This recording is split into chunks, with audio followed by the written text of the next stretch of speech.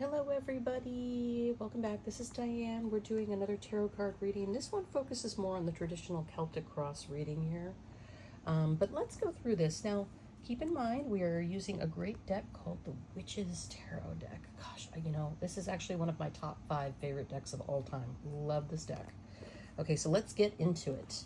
So this is a typical romance reading, I would say. So we've got the moon, which means that this person has some sort of uncertainty around their current relationship.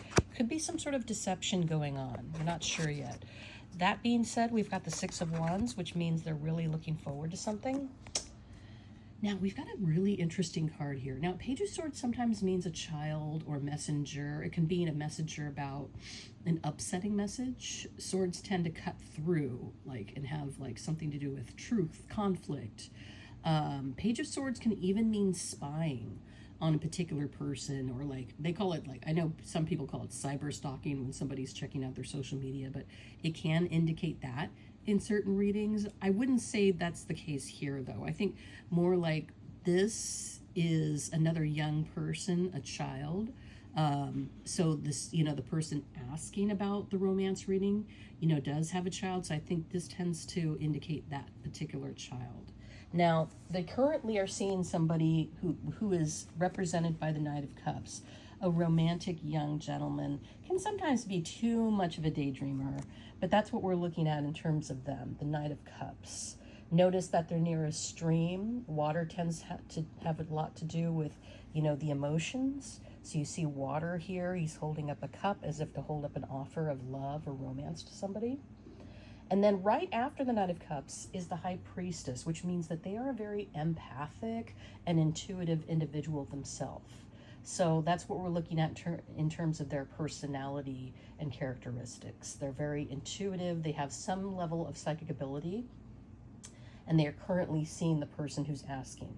Now, I have here now the Wheel of Fortune. They call it the Wheel of the Year, but I call it the Wheel of Fortune because that's what it would be in the Rider-Waite Tarot deck, which means that there's going to be some sort of twist of fate where somebody is meant to meet somebody else as a romantic partner. And then, let's take a look at what is represented by them in the future. So we've got here the Eight of Cups, King of Pentacles, Eight of Swords, and Strength.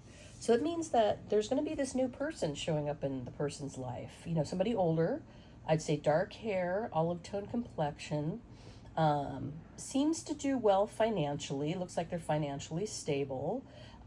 They're really good with budgeting. They have some sort of level of possessions. I'd probably say they likely have a house and a car at the very minimum. And they've had some sort of sadness in their life. I guess they had a past relationship here that didn't work out. So they've got, some level of disappointment. They're also unsure about, getting into another relationship.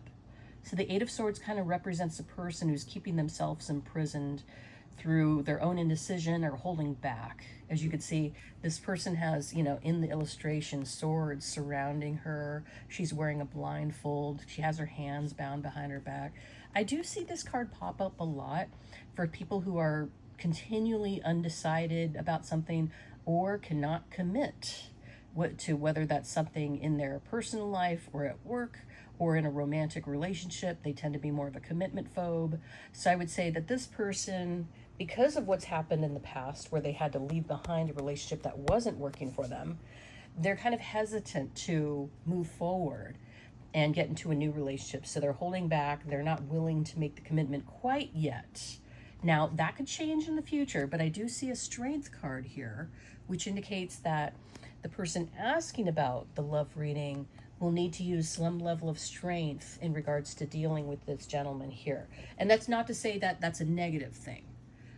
With the Strength card just means that, they're dealing with a person who's got some level of past baggage, as many of us do, and they have to use, strength and being formidable and being kind and compassionate and empathetic in regards to having a relationship with this person and to make sure that they keep up good communication skills with them. So that's what we're looking at in terms of this particular spread. So everybody, thanks for listening to me interpret this particular Celtic Cross Tarot reading spread regarding love and relationships. And I hope you have a great rest of your day. Take care.